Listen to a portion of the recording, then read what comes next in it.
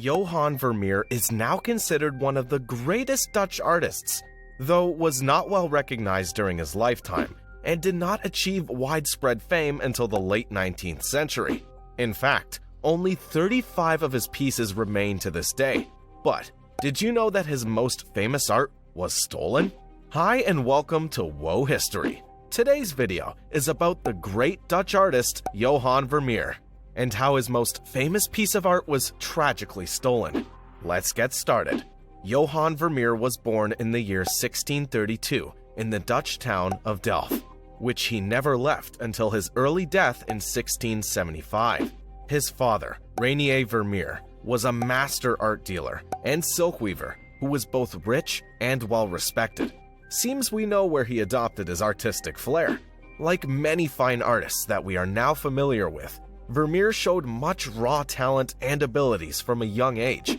One of his most famous early works would include Christ at the House of Martha and Mary, which was so vivid and well done that it would compare with the likes of Van Dyck and Hendrik Bruggens. It seemed inevitable that he would be soon famous. Because of his dad's problems and demise in 1652, Vermeer had to basically prepare himself instead of studying with a recognized teacher. Johann switched to Catholicism and moved into the family's Grand Delft castle after marrying the daughter of a rich divorced Catholic in 1653. Vermeer's paintings fetched great prices and allowed him to provide for his big family for the majority of his brief career.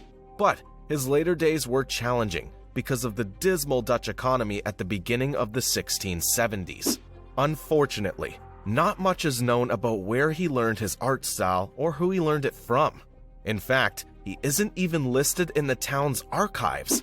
It is believed that he traveled a bit around the country, maybe even met a few famous artists, such as Gerrit van Aanthorst. What we do know is that after some time, he took a liking to painting ordinary scenes of daily life. Such scenes are what made him famous, with his ability to take a boring setting and bring it to life. One such scene in particular, known as The Concert, became one of the most valuable artworks of all time. It is believed that the picture was completed in the year 1664, and it is one of just a handful of the artist's paintings that uses layers of color that are not as vivid as the others. In later paintings, he layered colors that were brighter, creating effects of light and shadow. The painting's subject matter is a reflection of a long-standing Dutch custom, dating back to the early Renaissance, in which musicians and artists in the Netherlands represented love and seduction through musical themes. The Bordeaux, brothel scenes genres collects some of the most risque works of art from this era. Vermeer takes a more understated approach in The Concert, but the sexual drama is still there if you look closely. The three people in the picture are all musicians, and they're performing what the title calls a concert for the admirers.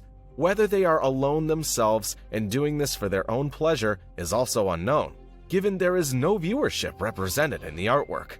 The subject's hands are in a position that suggests they are actively playing an instrument to make the music. The two women show arrogant sophistication and purity in their traditional garments and impeccable grooming. Its sensual beauty was simply breathtaking. You probably want to see it up close and truly savor its entrancing elegance. Too bad, you can't anymore. On the night of March 18, 1990, the picture was taken from the Isabella Stewart Gardner Museum in Boston and is considered to be one of the most valuable art pieces ever stolen. To think that all of this could have been averted is shocking. Museum security let two bogus cops enter, who overpowered them, tied them up, and then stole 13 pieces of valuable art. They took their time, and in addition to stealing Rembrandt's Storm of the Sea of Galilee, which is worth $100 million, they also stole The Concert, which is valued at $200 million. It's believed that they stole over $500 million worth of art, making this the largest and most valuable property heist in history.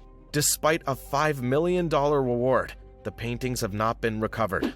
It is only speculated that they have been passed about in Connecticut and Philadelphia organized crime circles. In hopes that these pictures are ever returned, the museum has left their empty frames on the walls to this day. Hopefully, they are returned soon, so that they can be enjoyed once again for years to come. Even though Vermeer wasn't hugely known during his life, his rare and beautiful artworks survive as a constant reminder of the daily beauty that can be found in everyday life. We should enjoy it and not waste it. This concludes today's video. I hope you enjoyed it. What are your views on the theft of the concert? Where do you think the art went to?